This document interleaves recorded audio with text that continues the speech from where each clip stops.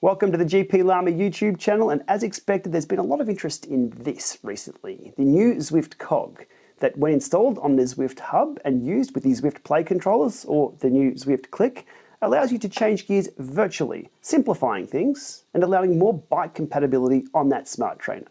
Now coming up in today's video, I take this apart and we find out exactly what this is made of. I'll show you how quickly I can change the Zwift Hub trainer from quick release configuration to Thru-Axle configuration when using the Zwift Cog. And I'll cover off a ton of questions that have come up in regard to the Cog since its announcement this week.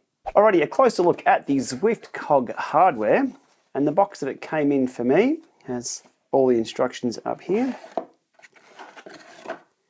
if you wish to follow those. And here it is. This has been used, obviously. So it does come with the full free hub, the 3 poles on that, 2 plastic discs, and the 14-tooth cog, which we can get to.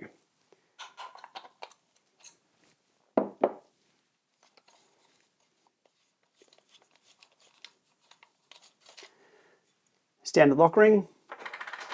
Do note, it does say 20 Newton meters on that, so if you are taking this on or off, these are plastic, so it's a lot less than a standard cassette. First, plastic spacer, 14-tooth cog, the second inner plastic spacer, and the Shimano HG free hub, which is exactly the same as what the Zwift Hub ships with for all the other options that you get. If you choose a cassette with the Zwift Hub Classic or without a cassette, you'll still get this free hub. Okay, a closer look at the cog. It's not a standard cog. It does have a spacer here on the back. It's built onto it to give it a lot of bite on that. And comparing this to a standard Shimano 14-tooth 11-speed cog, which I've taken off a cassette, and it's pretty obvious that the Zwift cog teeth are a lot taller. Put that down there like that.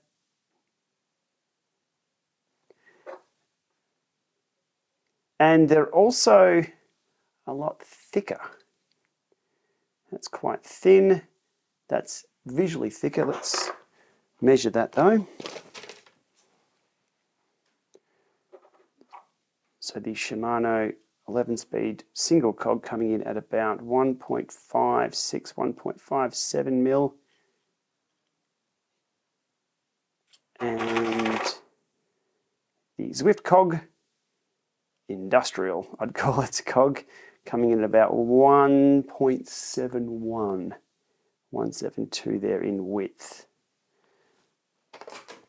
So taller teeth and thicker. And as you can see, there's no smarts built into this. This is just pure hardware. There's no electronics.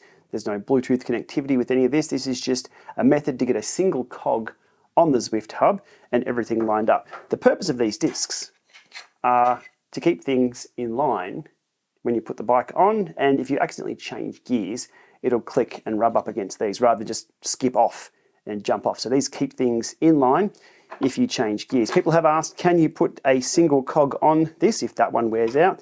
The answer is yes.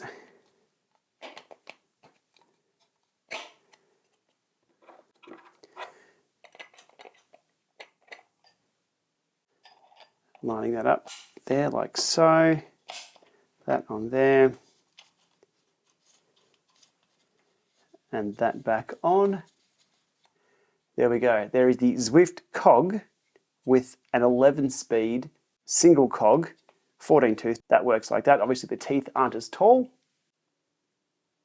but if you do happen to wear that out, or that's noisy, or for whatever reason you don't want to use this, that solution does work. A quick demonstration of converting the quick release setup to a Thru-Axle setup. So non-drive side adapter switched over pretty easily. On the drive side, it's a 17mm spanner to take out the quick release and on with the Thru-Axle adapter. Again, same 17mm spanner. That's pretty much all it's required. And bike goes on. This video is sped up ×2, but it only took around 60 seconds for a complete swap of bikes from a Shimano 11-speed quick release to a Shimano 12-speed Thru-Axle.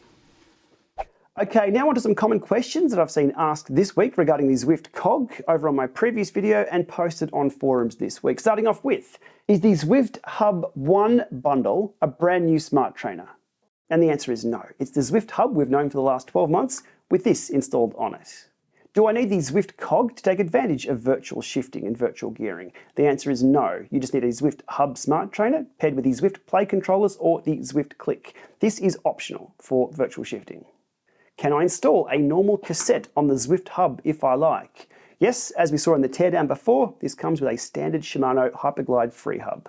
That's compatible all the way up to Shimano 12-speed road that is, 12-speed mountain is a little different again. So if you do purchase the Zwift Hub 1 with this single cog and change your mind, you can easily take that off and install a cassette of your choosing. Zwift are also selling SRAM XD/XDR free hubs for anybody wanting to install a SRAM cassette on their Zwift Hub. Will the Zwift Cog work on any other smart trainer? Well, physically it will install on the Zwift Hub, obviously, and the Jet Black Vault, which the Zwift Hub is based on, but there's no support for virtual gearing or virtual shifting on any other trainer at this point in time other than the Zwift Hub. That will likely change in the future. When it does, if it does, stay tuned, I'll cover it here on the channel. Will the Cog work with the Jet Black Vault, given it is the trainer the hub originated from? Well, as per my previous answer, it will physically go on, but software-wise, it won't. Jet Black have indicated they are working closely with Zwift to support the new shifting protocol, so stay tuned on that one as well. Next up, what is the cheapest/minimal parts that I need to make my own dedicated bike for indoor use with one of these? Well, that's exactly what I have set up here with my Scott CR1. I have a frame, fork, bars, stem, levers, just simply for hand position. There's no brakes or no physical gear changing required. There's a seat post, a saddle, cranks, chainring, bottom bracket, pedals, chain, front wheel or wheel mounts. All parts that can be sourced relatively cheaply. I'd estimate under $200, depending on how picky you are. With the Zwift Hub 1 and the Play controllers or the Zwift Click, you could likely get up and riding on a bike you'd find in hard waste somewhere, with a little maintenance. Can I buy this outside the US, UK or EU? At this point in time, no. The distribution is the same as it has been for the Zwift Hub and the Play controllers. So Aussies, Canadians, New Zealanders, I hear you. I'd recommend raising a support ticket or contacting Zwift to let them know that you're after this hardware, but there's not much I can do there for now. Can I buy just the Click? No on that, but they are keeping a close eye on how popular this is going to be, and I'm guessing they'll offer that as a standalone soon. What battery is in the Click? It's a CR2032 with around 100 hours or so of life, which is quite a lot of Zwifting.